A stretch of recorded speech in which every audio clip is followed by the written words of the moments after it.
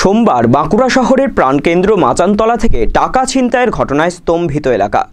এক ব্যক্তি বাঁকুড়ার হেড পোস্ট অফিস থেকে 2 লক্ষ টাকা তুলে বাইকের ডিকিতে রেখে বাইক চালু করার সময় হঠাৎই মাথা ঘুরে যায় এবং চোখে অন্ধকার দেখেন তিনি, আর তখনই ছিনতাই হয় টাকাগুলি। অভিযোগের ভিত্তিতে তদন্ত শুরু করেছে বাঁকুড়া সদর থানার পুলিশ।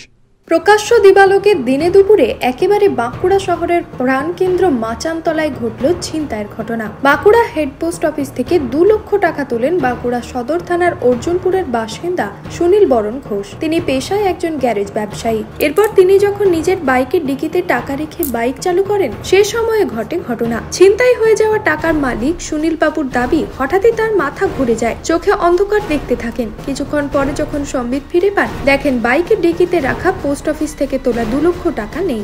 তাহলে আমি অন্যবারে কিছু টাকা তুলি না, অন্যবারে সংকরে নিয়ে আসি। আমি এটা 2 লাখ টাকা তুলব, সঙ্গে চলে আসবো। কখন তুলেছেন টাকাটা? কখন তুলেছিলেন টাকাটা?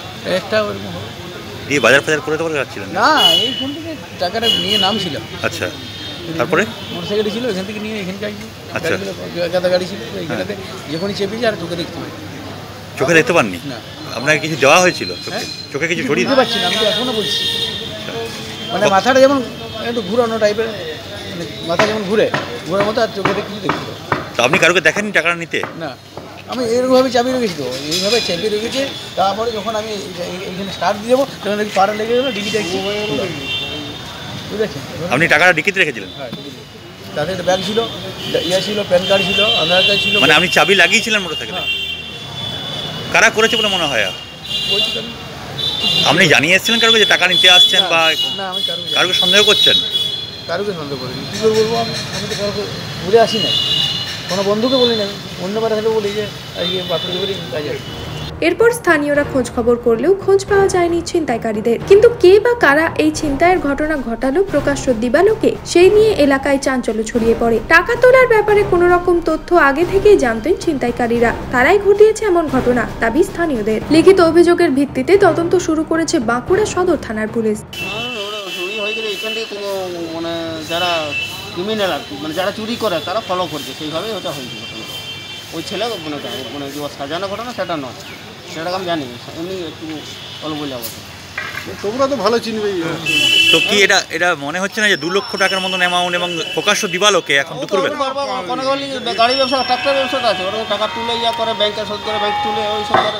আমি সেটা বলছি না, আমি বলছি যে এরকমভাবে শহরের মাঝখানে চুরির প্রাণকেন্দ্র এলাকায় আশ্চর্য লাগে যে এইভাবে যে অন্ধকার দিচ্ছে। হ্যাঁ, কীভাবে টাকাটা নিয়ে এইটা অনেকটা লাগছে আর কি। ওইটাই এইভাবে হয় না, তো কখনো হয় না, এই জিনিস কখনো হয় না। এবং মাচানতলার সামনে একদম। হ্যাঁ, মাচানতলার সামনে। কি নাম আপনার? আমার নাম সঞ্জিত চন্দ্র, এই পোস্ট অফিসের এজেন্ট। নিউজ আজ বাংলা, বাঁকুড়া। একমাত্র আন্তর্জাতিক খ্যাতিসম্পন্ন হুগলি জেলায় নাম্বার 1 জ্যোতিষী, হস্তরেখাবিদ, বাস্তুবিদ doctor Anjan Shastri, gold medalist ও একাধিক অ্যাওয়ার্ড প্রাপ্ত, IIOH কর্তৃক পশ্চিমবঙ্গের রাজ্যপাল দ্বারা পুরস্কার প্রাপ্ত ডক্টর অঞ্জন শাস্ত্রী যে কোনো সমস্যা সমাধানে এখন আপনার এলাকায় আরামবাগ, কামারপুকুর, দেওয়ানগঞ্জ, বর্ধমান, বিষ্ণুপুর, বাঁকুড়া, কলকাতা, কালীঘাট। Booking number 7477886099।